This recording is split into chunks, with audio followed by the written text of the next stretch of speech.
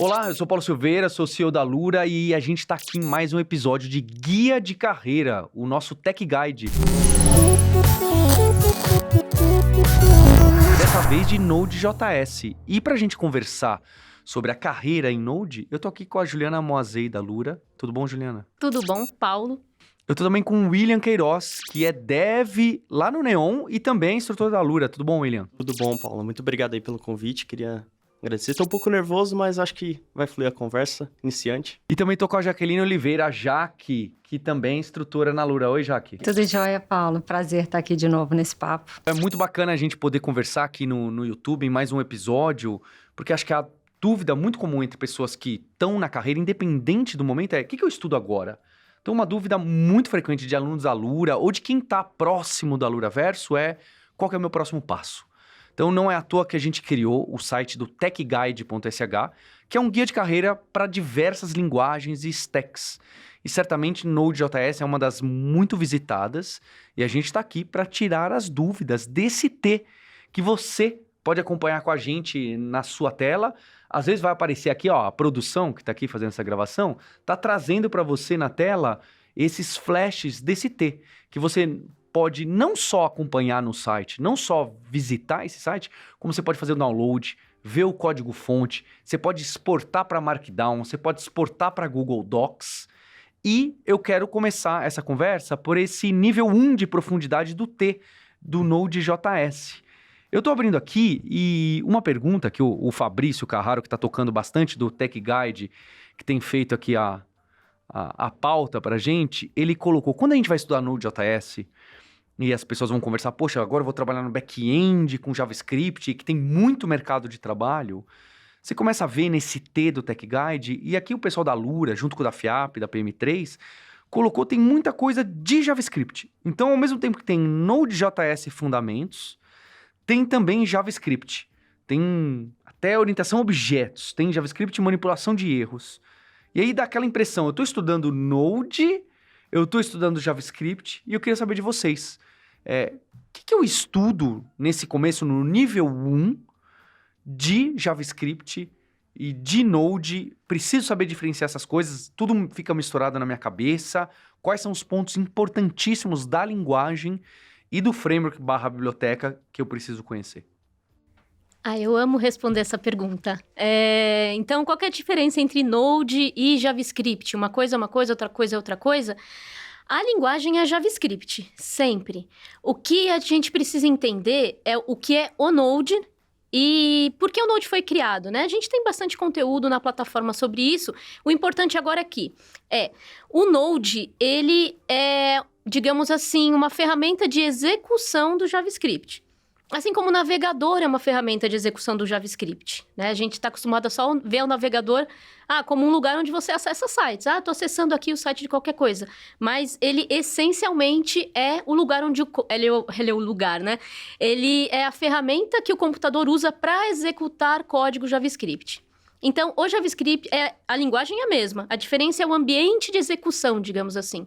E para a gente conseguir tirar o JavaScript de dentro do navegador, a gente usa o Node. E aí, o que isso implica? Implica que, para a gente usar o JavaScript no navegador, a gente precisa aprender algumas coisas específicas sobre o navegador. Mas a linguagem é a mesma. E para a gente utilizar o Node, a gente precisa aprender coisas específicas do Node, ferramentas específicas que ele tem, que o navegador não tem, porque não precisa, e vice-versa. Mas a diferença está aí. Então, a gente aprende a linguagem JavaScript e a gente, na hora de aprender o específico, quem vai para o front-end aprende os específicos do navegador e quem vai para back-end aprende os específicos do Node, do ambiente. Bem, eu acho que, Ju, um dos exemplos disso de JavaScript que a gente precisa conhecer, independente de ser do navegador ou do Node, que aparece muito no Node, são os callbacks e as promises. Mas eu queria entender o que mais, né? Porque callback e promise é algo que eu vejo muita gente usando. Quem está começando e não sabe direito por que, como que funciona, só usa, porque é assim, né? É assim que faz, da Ctrl+C, Ctrl+V. É mais ou menos assim. Por que é assim, eu não sei. Mas eu uso e funciona. Que no começo da nossa carreira, tudo bem, quando a gente é júnior numa stack, mas quando a gente quer já se aprofundar, chegar no nível 1 em profundidade e caminhar, a gente precisa entender pouco como funciona. Não é à toa que se você clicar aqui no cardzinho do Node.js que tem de callbacks, você vai ter ali um monte de links para aprender sobre isso, vai ter também a motivação por que você precisa aprender. Acho que é isso que eu quero colocar, né? Por que e o que eu preciso aprender agora nesses meus primeiros passos de Node e que tá meio misturado ali no JavaScript. Boa, Paulo. Acho que a diferença ali, que é importante a gente salientar, é que o JavaScript, que roda tanto do lado do servidor do cliente, propriamente, quanto do lado do servidor, ele vai ser o mesmo. A linguagem é a mesma. Só que o que a gente tem de acesso no Node é uma API diferente do que a gente tem no navegador. Então, do lado do Node, a gente consegue acessar ali recursos do sistema, acessar CPU, ler arquivos. Sistema de ler arquivo que não faz sentido nenhum no navegador, seria até uma brecha de segurança. Né? Exatamente, é uma falha muito grave ali que a gente poderia ter. E o Node, ele foi criado com o princípio de trabalhar com a sincronicidade, com código sobre demanda, né? E a diferença entre o callback e o promise é que o Node, ele nasceu, a primeira versão do Node ali, ele nasceu com essa API de promise, só que ela foi removida inicialmente, só que com o feedback negativo da comunidade, o Node ele só adotou as promises ali quando o Angular 1 começou a adotar isso no seu código, né? Então, conforme o feedback que a galera teve, ele incorporou essa função dentro do seu core e para evitar esse callback hell, né? Acho que falando um pouco das dificuldades que a gente tem, o callback hell ele vai enfileirando, né? Acho que se a gente for entrar ali no termo correto para trabalhar em cima dentro do event loop, ele vai enfileirando essas funções ali e, consequentemente, isso pode travar, né? Como o Node roda em single thread, ele pode travar a thread principal do sistema e daí a gente pode ter vários problemas e trazer esse feedback negativo ali do Node executado dentro de uma única thread, né? E, William, mesmo se não travar, se não for um problema de performance, pode deixar o código mais complicado ou não de ler e de outras pessoas dar a manutenção.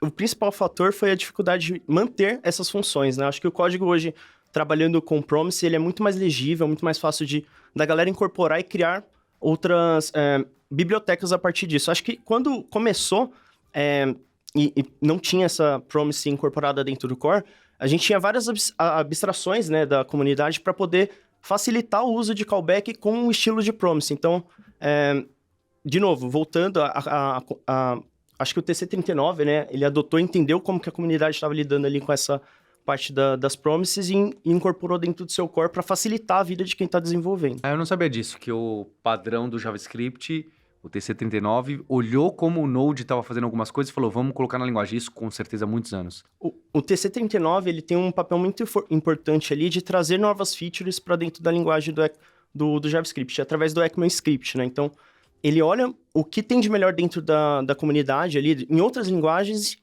pega o feedback através de RFCs, né, Request for Comments, e entende o que ele pode incluir ou não, mas totalmente com um olhar da comunidade. É super democrático como que eles colocam novos recursos dentro da sua stack, né?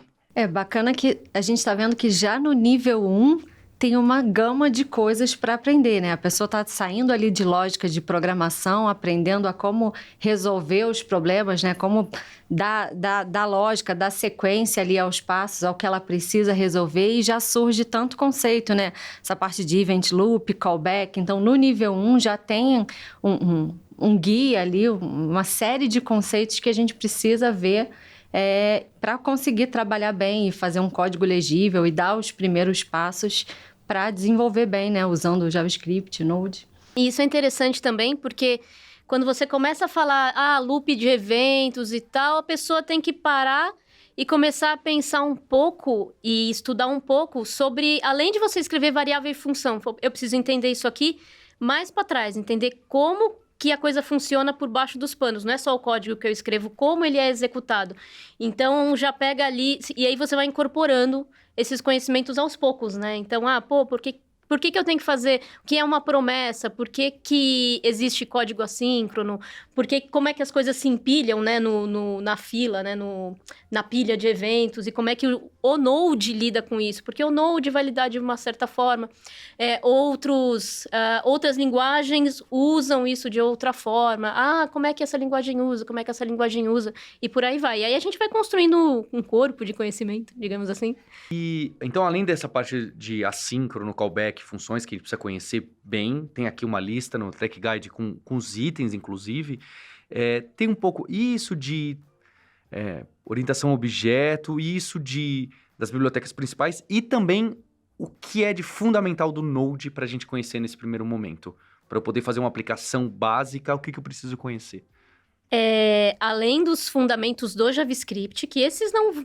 Eu não digo não vão mudar de front para back, mas assim, o principal ele é muito similar. A parte de você trabalhar com isso que o William falou agora, toda essa questão de como que o Node lida com código assíncrono, como que lida com promessas, e isso é essencial. E eu acho que essa parte de orientação a objetos também. Engraçado você falar dessa questão da comunidade opinar no que entra no JavaScript, porque também tem gente que faz uma crítica, né? Que o JavaScript ficou cada vez mais parecido com o Java, porque as pessoas queriam, a gente quer isso aqui que tem no Java, a gente quer isso aqui, a gente quer isso aqui. E aí foi trazendo recursos, e aí, isso aqui existe pro JavaScript ficar parecido com o Java, etc, etc. Mas é que eu só lembrei. E aí a orientação a objeto entra nisso, porque entraram coisas que tem muito do Java ali, né? Porque originalmente o JavaScript não tinha. O JavaScript tinha a sua forma peculiar, não, né? Tinha a sua forma específica de lidar com objetos, né? Com orientação a objetos.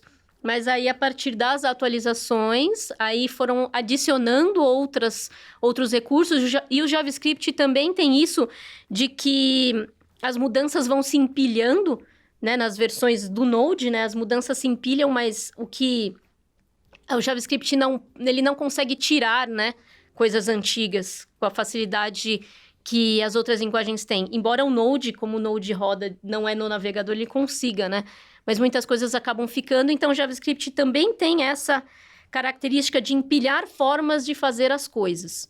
Então, você faz orientação a objetos, você pode fazer assim, você pode fazer assado, e aí... Ou também não utilizar a orientação a objeto indo num formato mais funcional ali, né? Também é o multiparadigma, né, que a gente fala.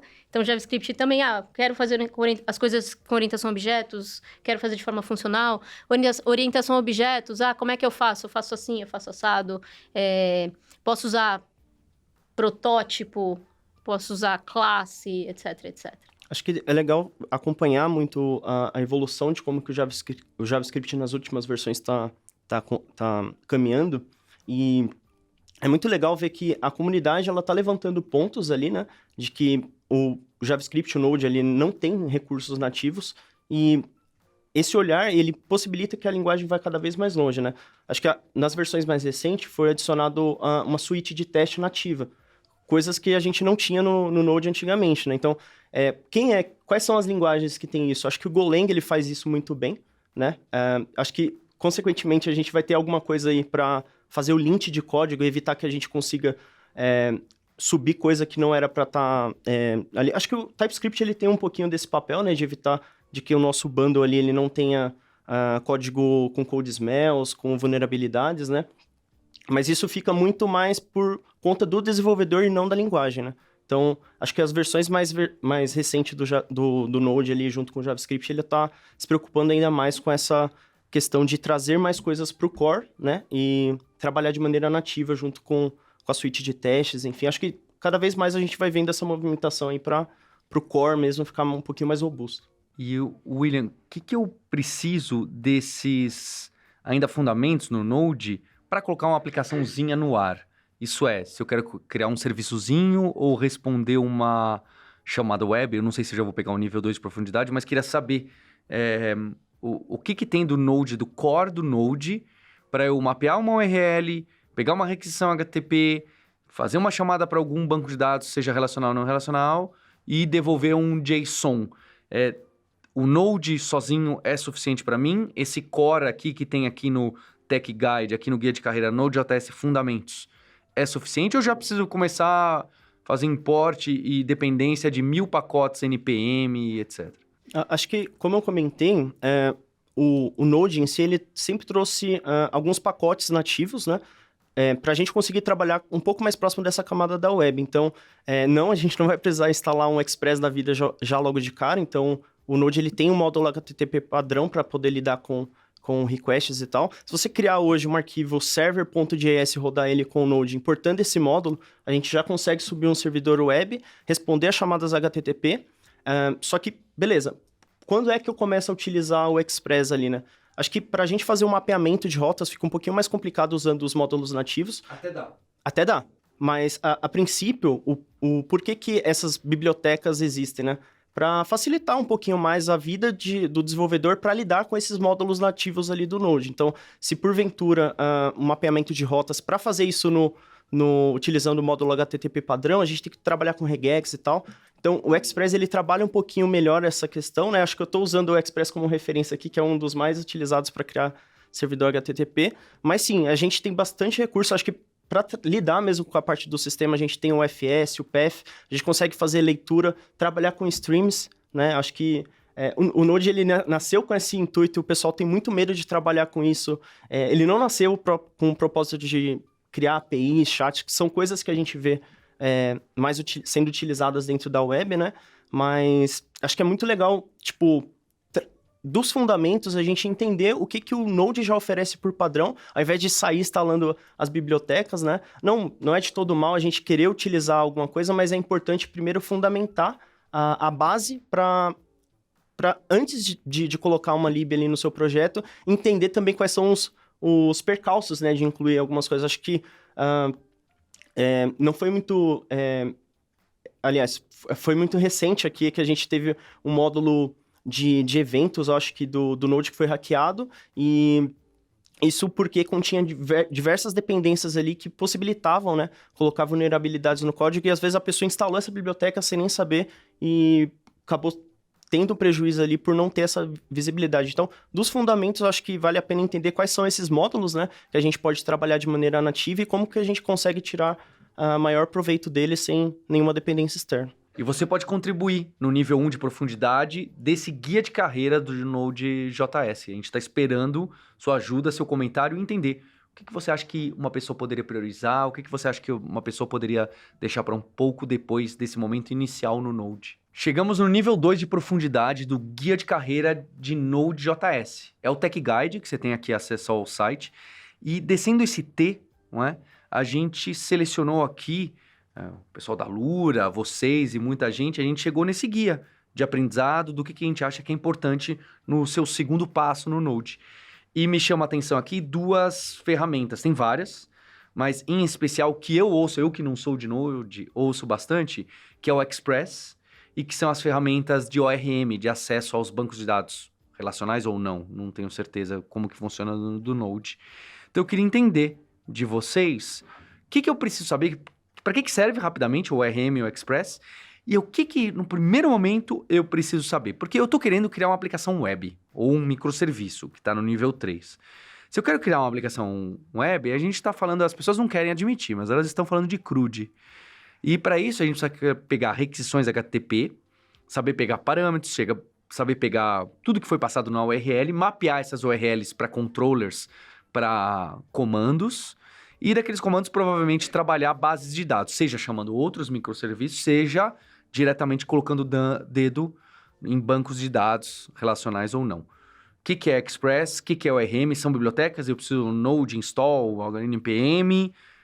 E o que essencialmente deles chama atenção para vocês? Eu vou começar já olhando aqui o Tech Guide. Sim, ORMs servem para bancos relacionais, né? E já vamos adicionar aqui, porque tem que falar também de ODMs, né? No caso, se a gente estiver trabalhando com bancos não relacionais, a gente já precisa colocar isso, né? Exatamente, que aí quando a gente vai entrar com Mongoose, alguma coisa assim, para trabalhar com bancos orientados a documento, bancos NoSQL, né, basicamente. Então a minha ignorância aqui, o ORM não é o nome de um framework do Node, é os vários ORMs, os vários ODMs, seja para mapear para MySQL e Oracle, ORM, seja para mapear para Mongo e outros com ODMs. E aí cada um costuma ter o seu próprio frameworkzinho, é isso? Acho que o importante aí, ô Paulo, é que independente do ODM ou ORM, esses carinhas eles vão estar abstraindo a camada de acesso ao banco de dados. Então, independente se você está usando um Mongoose ou até mesmo um Type ORM, agora o Prisma, que é um ORM mais moderno aí que facilita a vida dos desenvolvedores junto com o TypeScript ali. Acho que o importante aqui é entender que a gente não vai escrever queries SQL ali para fazer o acesso ao banco de dados, né? A gente vai utilizar essas bibliotecas que abstraem essa camada para comunicar, né? Fazer o acesso ao nosso dado ali e fornecer através de uma API e por aí vai. Então, saber como mapear as suas classezinhas, seus objetozinhos, seus JSONzinhos para banco de dados, isso é uma parte dessas ferramentas. E a outra é como eu escrevo queries. Falando de ORM, né? Que aí é mapeador de objeto relacional, né? Para a gente trabalhar com bancos relacionais. Né? O tal do SQL, né? Às vezes a gente não quer dar os nomes para ficar mais purista, mas é melhor ser mais específico. No caso, o SQL tem a sua linguagem específica, que é, digamos, bem diferente do JavaScript. Então, os ORMs, eles têm um mundo de facilidades pra gente, e uma delas é justamente a gente não precisar ficar pulando de uma coisa para outra. Então, eu tenho que fazer... Quando a gente fala query, né? Uma query é uma consulta a um banco. Então, uma query é uma consulta que você faz lá no banco. Eu quero pegar todos os itens da tabela de usuários, etc, etc. Para a gente não ter que escrever isso na linguagem do SQL, que é outra linguagem com as suas especificidades, o ORM, né, esse tipo de ferramenta, ele traduz isso para JavaScript. Então, a gente, você quer fazer uma consulta no banco de dados? Beleza. O ORM vai fazer essa conexão com o banco, que o banco de dados é uma coisa meio complexa de entender, assim, de primeira, mas eu quando não sabia programação, eu achava que era, por exemplo, uma tabela de Excel, que você clicava 2 vezes ali, abria na tela, e aí você entender que não é isso, né? Você tem que fazer uma consulta e pegar esses dados, e o que o ORM vai fazer é te liberar dessa tarefa de escrever uma consulta em SQL, enfiar isso dentro do JavaScript para fazer a consulta no banco. Não, você escreve tudo como se fosse JavaScript, usando métodos, né, funções da biblioteca, do ORM, que é uma biblioteca, né, um tipo de biblioteca, e aí ele faz o trabalho para você, entre outras coisas, ele abstrai bastante coisa. Na minha opinião, não te livra de aprender SQL, né, mas a gente deixa isso para um outro momento. Só pegando esse gancho que você comentou, é essencial você aprender SQL para poder também escrever, né, o código ali que vai abstrair essa camada, né? Acho que um outro ponto que o ORM ele traz é a vantagem da gente, se porventura o projeto mudou, evoluiu, ou, tô precisando muito de acesso ali, a gente consegue trocar, né, o banco de dados ali de uma maneira mais plug and play, porque a camada de acesso e comunicação, essas queries, né, ela já está abstraída pelo framework. Então, um dos pontos aí que a gente tem de vantagem também de trabalhar já no início de um projeto com ORM é ter essa perspectiva que, se porventura o meu projeto mudar de base de dados, eu não vou ter tanta dor na hora de trocar, né? E chegando então no Express, então essa parte é a gente comunicação do back-end com os bancos de dados. Me parece realmente bem óbvio que sem isso fica um pouco difícil a gente criar aplicações mínimas. E a parte da gente receber as queries HTTP e saber qual é a requisição, saber os parâmetros, mapear isso para URLs e etc. Esse Express é um dos principais. Tem outros, né? A gente colocou aqui no T, a gente decidiu o Express. De novo, esse guia de carreira que a gente criou aqui na Lura, com a ajuda de muita gente, é uma opinião, uma visão nossa. Tem gente que vai falar, não, faz de ponta cabeça. Funciona, pode funcionar também. Que é uma opinião forte nossa, que trabalhamos com isso há muitos anos. E o Express, o que ele faz? O que eu preciso saber fazer com ele minimamente para esse segundo momento que eu estou aprendendo no Node? Acho que, como a gente falou na última conversa, o Express ele vai abstrair um módulo nativo ali que a gente tem do próprio Node, né? O módulo HTTP, para construir aplicações server-side. Então, a gente vai construir aplicações de API, a Application Programming Interface ali, e com o Express ele te dá um pouquinho mais de poder na construção desses projetos. A gente pode construir microserviços com ele, apesar de eu ter um pouquinho de viés ali, porque ele deixa também uma estrutura de código ali, a estrutura do seu projeto um pouco aberta demais, né? Então, para quem está começando, pode ser, pô, será que eu estou colocando as boas práticas, utilizando o Solid ali dentro do meu código, que é um dos itens que a gente tem dentro do nível de profundidade 2. Então, o Express ele é um pouquinho mais low profile, não tem muita opinião ali de como que você vai estruturar os seus arquivos, mas através dele você vai ter uma interface de comunicação com uma aplicação para o usuário final, por meio da API. Então, configurar a partir de controllers, enfim, da maneira que você estruturar, a gente vai ter acesso à base de dados conectando o RM dentro do Express, né? Então, uma coisa está amarrada aí à outra, né?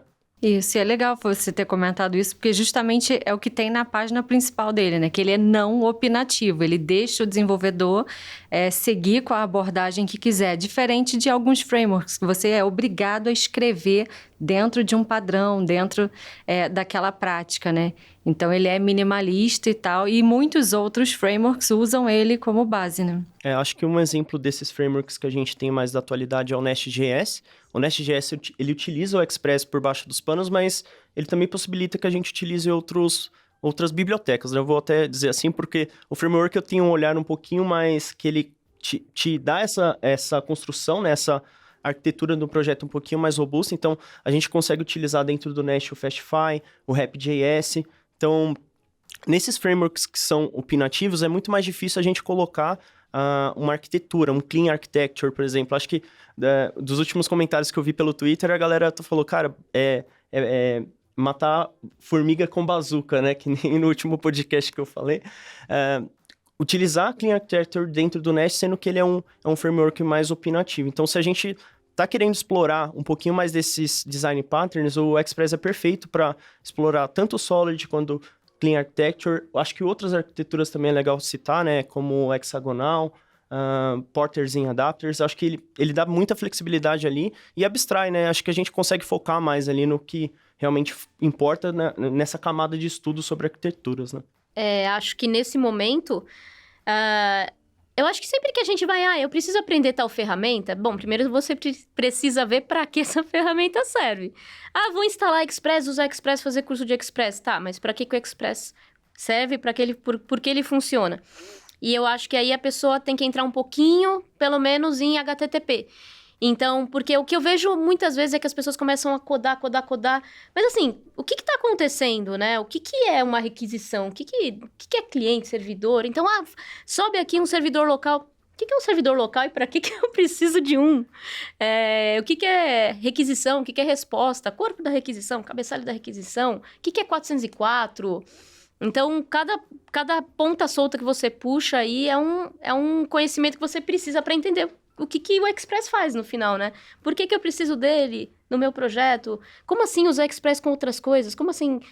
Usa Express com Nest, não sei o que lá, e você pluga 1000 bibliotecas. Cara, como eu faço isso? Então, como a gente dá muitos nomes, começa a parecer muito misterioso, mas, na verdade, são pedaços de código, né? Que a gente puxa de um lugar, puxa do outro, para eles funcionarem juntos. Mas por que para que cada um deles serve?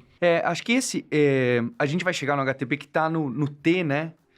Esse tá no T, não tá no core principal, tá? Olha, isso aqui é meio que ortogonal. O HTTP é algo que não é só por causa do Node que você precisa conhecer. Então, a gente colocou aos lados. Agora, tem um aqui que também poderia ser aos lados, mas... E eu que sou meio voto vencido, né? Tem algumas coisas que eu tenho que dar opinião nesse Tech Guide e fui vencido. Óbvio, primeiro porque eu não entendo nada de TypeScript e Node, mas o TypeScript aparece aqui, nesse segundo momento. E aí tem gente que defende aprenda Node ou qualquer outra coisa, ou React, tudo com TypeScript desde o começo. Tem gente que apoia esse lado. Eu acho que para quem está começando na carreira, ou mesmo...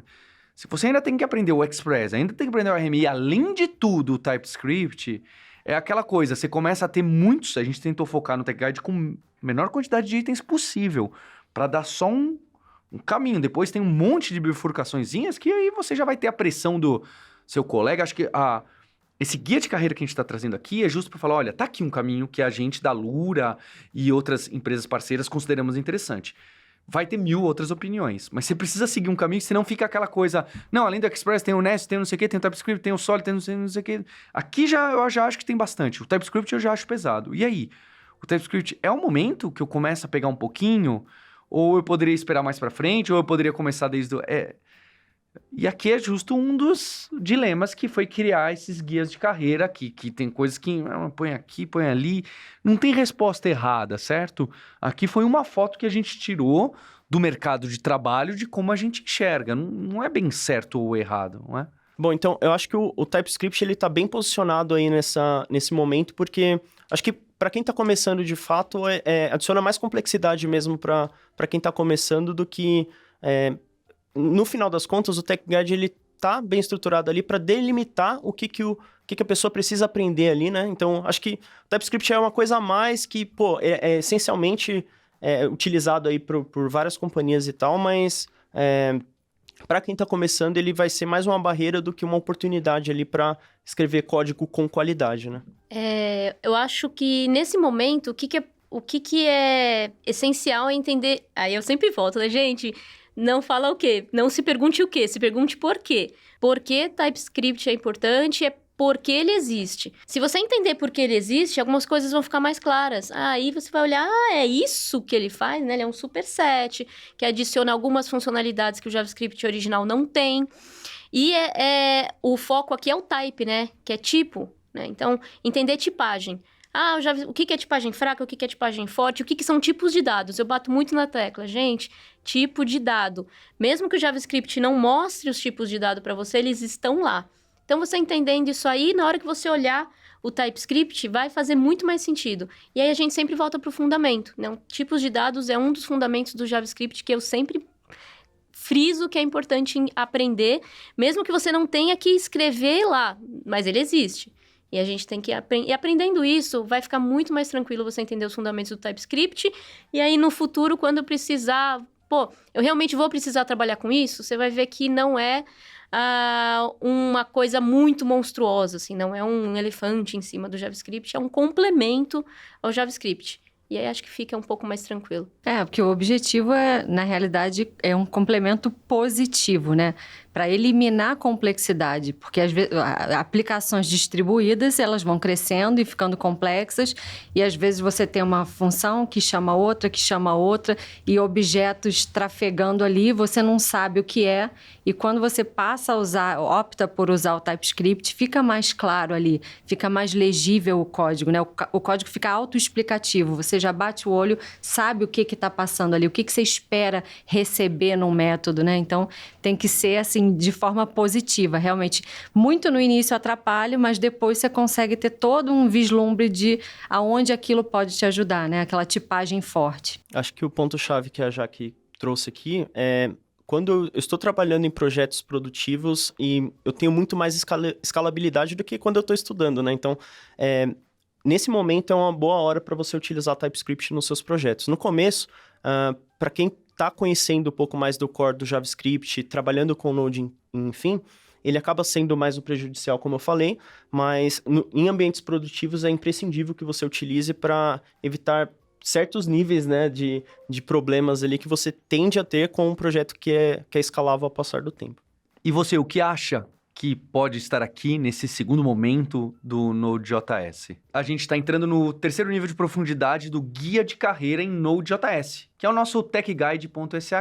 E nesse momento que a gente vai trabalhando e avançando um pouco mais com o Node, começam a aparecer algumas outras tecnologias. A gente colocou aqui nesse guia de carreira microserviços. A gente colocou também GraphQL, né, GraphQL, e o Nest.js. Eu queria entender um pouco mais desses, mas queria começar com microserviços. Por quê? Porque microserviço é um tema que já apareceu aqui no nível 1, no nível 2, uma palavrinha ou outra. Porque tem gente que vai acabar entrando num projeto de Node.js que no dia 1 precisa criar um microserviço ou editar ou trabalhar com microserviço. Então, por que a gente colocou agora, mas espera um pouquinho antes de chegar em microserviço? E eu queria entender de microserviço, quais são as ferramentas que a gente usa, se o Node.js vanilla, purão, biblioteca básica, eu conseguiria criar um microserviço, ou se eu preciso, não, tem muita essa biblioteca aqui, conheça isso, trabalhe com isso. Como que fica microserviços para eu trabalhar com Node.js? O que eu preciso conhecer? No nível 3, a gente meio que está seguindo um padrão que se usa mesmo nas empresas. Você começa júnior, pleno, sênior, e aí você vai mais para um lado arquitetural. E microserviço não deixa de ser uma decisão arquitetural, né? Se você vai ter uma única aplicação grande, se você vai quebrar em subaplicações. E aí, por isso que acho que no nível 3 é quando a gente vai esmiuçar mais como que deve ser, né? Mais naquela pegada de arquitetura mesmo. Como que eu vou organizar a aplicação? E aí, qual o tipo de framework que eu vou usar? E aí, a gente já começa a pensar agora, talvez o Express não me atenda, preciso de um framework mais parrudo, tipo o Nest, né? E aí, a gente teria que analisar isso junto com o time e tomar essas decisões mais de arquitetura mesmo, né? Assim, quem tá aprendendo Node, acho que o Paulo comentou, né? Pô, eu preciso no dia 1 começar a estudar microserviço, construir aplicações em microserviço?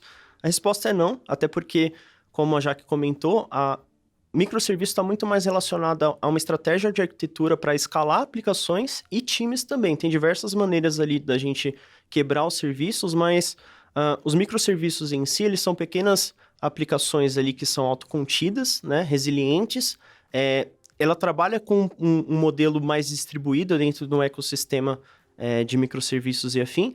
E por ter mais complexidade dentro dessa arquitetura que é distribuída, tem algumas coisas que a gente precisa para manter essa arquitetura. Então, como a já comentou, a gente tem o Nest e ele abstrai várias camadas ali justamente para dentro de microserviços, né? Ele tem os chamados recipes ali que faz comunicação com Apache Kafka, que é um event bus ali dentro de uma arquitetura de microserviços, né?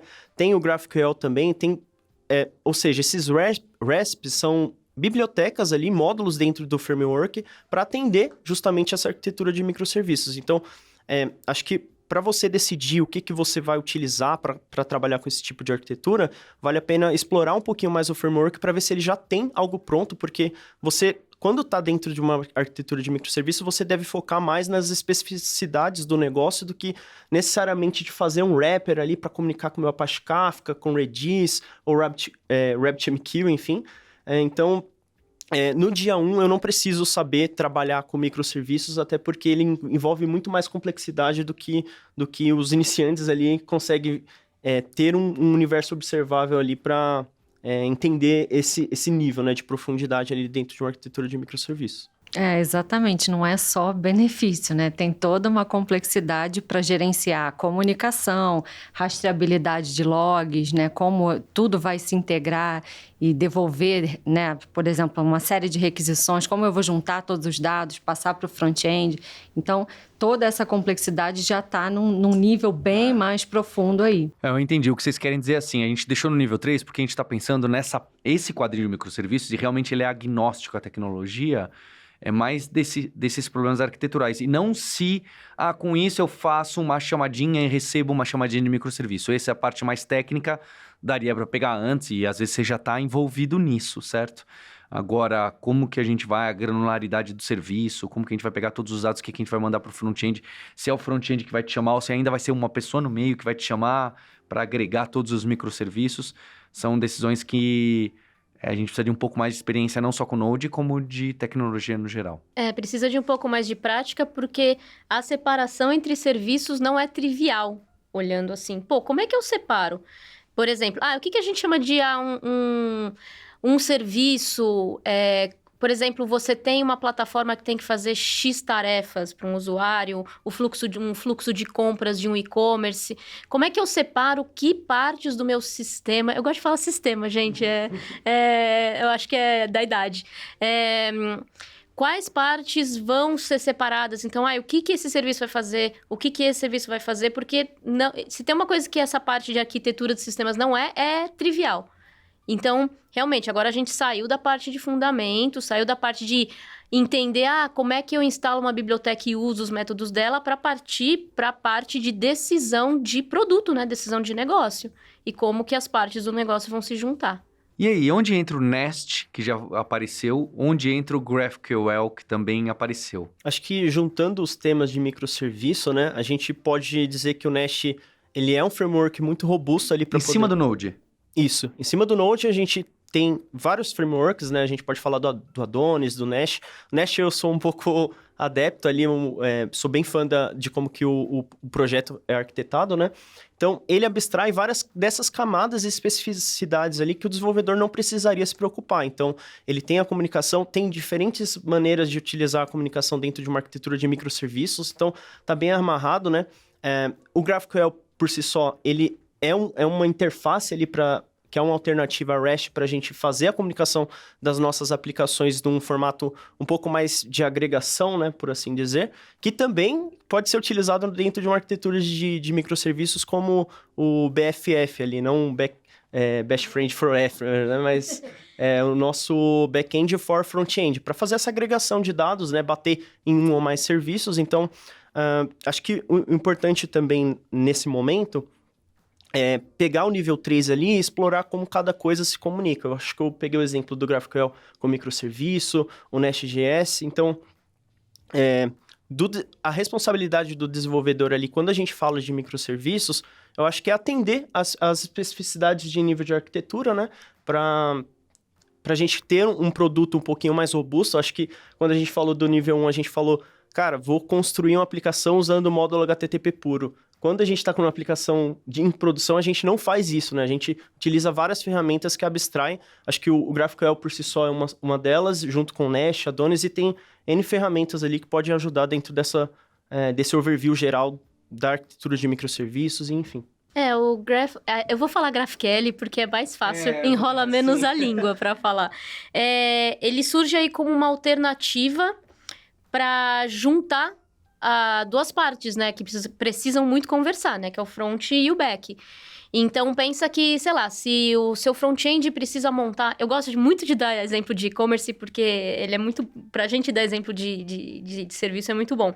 Então, sei lá, você precisa montar a página inicial do seu e-commerce, a galera do front fala assim, gente, eu preciso pedir dados de trocentos mil lugares diferentes, preciso pedir dados dessa API, dessa API, top dessa produtos API. Vendidos. Exato. Quais essas categorias, se o carrinho tem coisa. Exato. Então, aí e dependendo de como isso está montado, né, o serviço está montado, isso pode vir de trocentos lugares diferentes. E para o front-end, isso vira um pesadelo. Então, o GraphQL, ele é uma alternativa para facilitar esse contato. Então, resolve várias coisas do lado do back também, né? Da forma como você agrega, da forma como você disponibiliza, né, os dados para o seu front. E o front, agora, ele tem, por exemplo, um ponto único de consumo. Então, ele fala, eu quero receber essas informações, back-end é com vocês, joguem aí para onde vocês têm que jogar e me tragam de volta o que eu preciso. E só o que eu preciso, mais nada. Então, se eu quero trazer sapato, eu não preciso de roupa. Então, traz só sapato. Eu preciso só dos dados desse usuário aqui, do que ele pesquisou nos últimos 5 dias. Eu vou receber só isso, etc, etc. Então, é aí que o GraphQL junta, né? Com, acho que esse tema que a gente estava falando. Acho que complementando, Ju, uma das principais diferenças, né, que a gente tem um único endpoint dentro do GraphQL, né? Então, o front-end, ele para de chamar vários endpoints ali, API gates, enfim, e chama um único ponto de entrada. E aí, a maneira que o back-end resolve isso, ela é indiferente para o front. Então, acho que uma ideia legal de entender também é que cada vez mais essas aplicações que têm geração, né, SSG, SSR, elas precisam que os dados sejam mais enxutos, né, para trazer esse conteúdo para dentro de uma aplicação ali que tem um SEO um pouquinho mais robusto. Então, o GraphQL, inclusive, o TechGuide utiliza, né, uma camada de GraphQL ali para poder construir o site e trazer só os dados que, de fato, o front-end vai usar, né? E aí é um outro trade-off que a gente tem utilizando o REST. Não fazendo um comparativo aqui de que um é melhor que o outro, tem diversas alternativas ali e tudo é trade-off, se a gente for fazer essa análise ali, mas no modelo RESTful, né, a gente traz dados que não necessariamente o front vai utilizar. Acho que é uma das principais vantagens ali que a gente tem junto com o GraphQL, né? É interessante ver que nesse nível 3 vão aparecendo questões que parecem, poxa, se eu for trabalhar com um Node, já vou precisar. Porque se eu cair numa aplicação hoje, ela está usando o GraphQL, ela está usando alguma coisa de microserviço. Mas realmente, se você ainda não sabe promises e callbacks, se você ainda não sabe Express e os principais mecanismos de rotear, mapear e pegar parâmetro, construir o microserviço e vai ser aquele negócio de apagar incêndio. Então, aqui, a gente está deixando, como todas as carreiras que a gente tem, o mundo ideal. Tem vezes que você cai num cenário de apagar incêndio e aí as coisas saem de ponta cabeça que não são a ideal para a construção da mentalidade, para ir passo a passo e para ter, né, firme o conhecimento. Então, acho que tem aqui, eu quero a sua sugestão para esse terceiro nível de profundidade que começa a chegar já um momento que eu consigo virar mais assim, pleno, né? Eu consigo desenvolver e resolver os problemas do dia a dia que uma aplicação em Node vai me exigir, inclusive um pouco no arquitetural. No guia de carreira do Node.js, aqui do nosso Tech Guide, a gente tem essa parte mais generalista do T. A gente tem o que a gente vai se aprofundando, os diferentes níveis que você vai caminhando para o Node. Mas o Node.js, assim como qualquer outra tecnologia, exige muitas vezes da gente conhecimentos que não são necessariamente de Node ou mesmo de back-end. Eu vou colocar alguns e queria saber de vocês. O que é interessante a gente ter um mínimo de conhecimento que talvez não seja tão óbvio em que momento, não é? Por exemplo, o HTTP Fundamentos, que foi que a Juliana citou lá atrás, inclusive, é essencial, não é? Mas tem outros, por exemplo, containers. Tem outros, por exemplo, Git e GitHub, que acho que é mais óbvio. E tem até HTML e CSS. Porque se eu vou trabalhar com Node, em algum momento eu vou esbarrar com alguém do front-end de alguma coisa, carregamento do CSS lá. Ou do React, que vai usar alguma coisa que vai puxar de você. Se eu vou trabalhar também, vai estar dockerizado e o time de CI/CD vai pedir alguma coisa para mim. O que são dessas montes de ferramentas paralelas ao Node que vocês enxergam a necessidade, que costumam aparecer muito no dia a dia e que eu preciso saber? Tem várias delas aqui, né? Se você clicar, por exemplo, aqui em Containers, tem um pouco do que você precisa conhecer, um pouco do básico, links para artigos, seja da Lura, de alguns outros lugares de fora, tem inclusive vários dos cursos da Lura. Uma coisa que a Ju comentou, que eu sempre friso, que além de você saber o que fazer, você tem que saber por quê e como, né? São as perguntas que a gente precisa responder.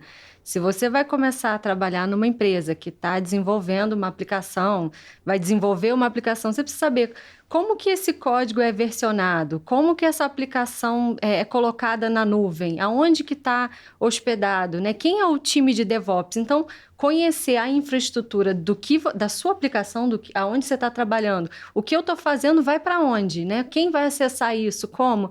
Então, é importante você ter esses conceitos de container, de Docker. Como que eu replico o que eu estou fazendo aqui na minha máquina para que em outro lugar alguém consiga escalar e colocar isso na nuvem? Então, ter um conhecimento generalista ali em infraestrutura, em DevOps, é fundamental também para quem vai trabalhar em qualquer etapa do desenvolvimento de software. Saber aonde que a sua aplicação vai estar, né?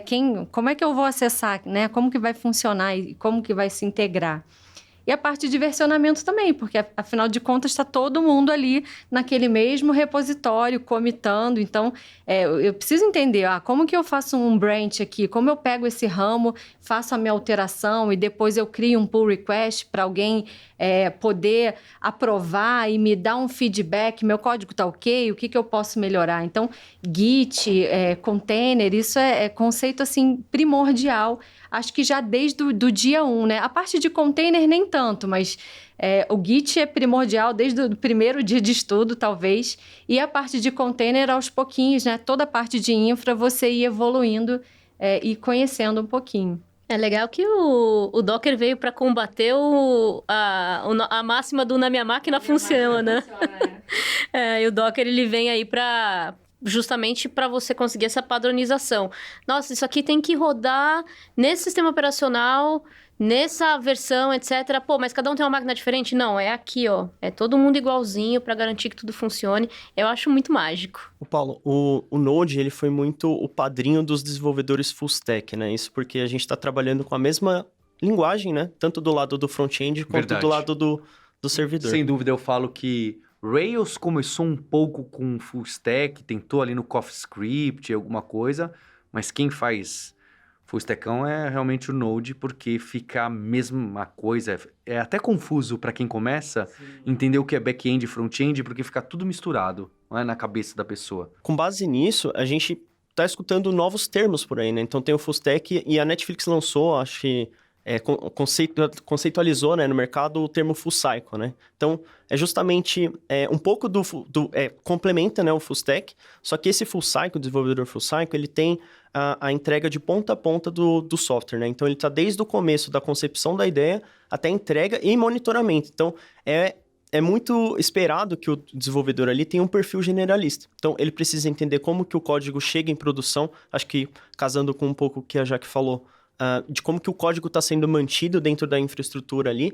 Pô, fiz um commit, como que isso passa pela minha esteira, como que isso chega em produção. Então, vai além de só o Node ali, né? A gente precisa ter conhecimento de como que a minha aplicação vai ser containerizada, né? Ou dockerizada, aportuguesando ali, né? Então, isso ajuda o desenvolvedor a criar um código mais coeso e dar um pouquinho mais de performance também, desde da parte da pipeline, como que isso vai ser entregue, como que eu otimizo a minha imagem, né? Se eu conheço um pouquinho mais do framework, enfim, do que eu estou construindo ali, como que eu consigo ajudar que esse código chegue mais rápido ali, provisionado dentro do meu ambiente, né? E aí, pegando os conceitos fundamentos de HTTP, a gente não tem só o protocolo em cima de APIs, né? A gente trabalha de outras maneiras em cima do protocolo HTTP. Então, dentro de outras aplicações, isso também vai ser exigido. Então, esse perfil generalista, ele contribui com o desenvolvimento e possibilita que a gente entregue mais soluções um pouquinho mais coesas para o nosso ambiente produtivo, né? E também a questão colaboração, né? Porque se você conhece um pouco de todas aquelas pontas, todas as etapas, você consegue colaborar melhor com o teu time. Hoje em dia é muito tendência as empresas trabalharem com metodologia ágil. Então, você vai trabalhar em pares, você vai fazer muito pareamento, o QA com a pessoa de desenvolvimento, com a pessoa de infraestrutura. O back com front. O back com front. Então, você consegue ter uma colaboração e uma entrega com muito mais qualidade quando você tem esse perfil generalista. A Jaque está bem alinhada aqui com os ensinamentos da Lura e a minha visão também, que acho que essa proximidade, como a gente... o Node.js é difícil hoje em dia existir uma pessoa que só fica aqui, não está nem aí com front, nem aí com o banco de dados, nem aí com orquestração do serviço, porque se você está nem aí com esses outros times, alguma hora a comunicação, as coisas vão dar problema. Então, acho que justo isso, o Cloud Fundamentos que a gente colocou aqui, né? Tem até SEO. O que é o Node.js? Porque o SEO tem... O William citou bem en passant ali, né? Do server-side rendering. Então, aparecem outras questões que vão além de trabalhar com back-end, com um framework em cima do JavaScript. E você fala, pô, mas esse não é meu trabalho. Tudo bem que não é seu trabalho. Mas se você não estiver preocupado com isso, o time inteiro, a empresa inteira não vai atingir seus objetivos. Ou vai ser mais difícil de atingir os objetivos, não é? Acho que quando você tem esse perfil generalista também, além das hard skills que a gente está trabalhando aqui, a pessoa desenvolve muito senso crítico com base no trabalho que outra pessoa realiza, né? Então, você tem como opinar, cara, pô, dá para reduzir um pouquinho a minha imagem aqui do Docker, por exemplo. Se eu estou trabalhando com front-end, pô, mas esse botão não ficou legal. Eu acho que durante o desenvolvimento ali, o desenvolvedor, ele tem, de fato, essa empatia, né? Então, consequentemente, por você ter essa visão mais generalista, você acaba ganhando outras habilidades que é difícil de ensinar, né? É um pouco mais de característica pessoal, então acho que o perfil generalista, ele trabalha um pouquinho também não só nas hard skills, né? Para você conhecer outras partes, né, que compõem o seu software. O seu software não é só o ponto que você sobe o código do projeto para o seu GitHub, enfim. Ele vai do ponto end-to-end, né? Desde da prototipação, concepção, até entrega e monitoramento. Então, se você tem um pouquinho de olhar dentro das outras áreas, de como elas estão trabalhando, além de trabalhar a colaboração, você também desenvolve essas habilidades que não são tão simples assim para adquirir no dia a dia, né? E isso faz com que... É uma coisa que eu acho benéfico, que as empresas devem buscar, que é todo mundo conhece o produto. Então, se você tem essa colaboração, todo mundo conhece todas as partes, então alguma coisa que passou, por exemplo, uma regra, qualquer coisa, a pessoa que tinha que ver não viu, mas você tá inteirado, você sabe o que o seu produto faz, e você vai falar, olha gente, eu acho que isso aqui tá meio estranho, vamos dar uma olhada? E às vezes nem é o seu trabalho, mas você conhece o produto e você tem, como tá todo mundo integrado, você tem inclusive a liberdade, fala assim, gente, eu acho que isso aqui não tá meio estranho, vamos dar uma olhada? E aí eu acho que é só benefício, isso aí é só benefício. E olha que interessante, você pode pegar esse guia, tem um botão aí de exportar e baixar o guia num formato de Markdown, pro seu Google Docs e anotando. Falando, poxa, gostei disso que a Juliana colocou a mais, eu vou colocar mais pro meu, mas eu acho que eu não preciso dessa parte de HTML e CSS, porque eu sou muito back-end e microserviços. E cada pessoa vai ter sua adaptação para sua carreira, para sua empresa. Esse aqui é realmente um guia dos passos para quem está perdido e pegando palpite de 10 pessoas diferentes. Esse eu acho o maior erro. Ou você pode até pegar o palpite, mas depois você precisa pegar esse guia, anotar no seu Google Docs, é isso que eu vou seguir. Senão a gente fica muito perdido, dado o ecossistema Node.js todo que tem. Então fica aqui o link do Tech Guide e o link para diversos dos artigos e detalhes que o William, a Jaque e a Ju trouxeram aqui pra gente. Até o próximo episódio.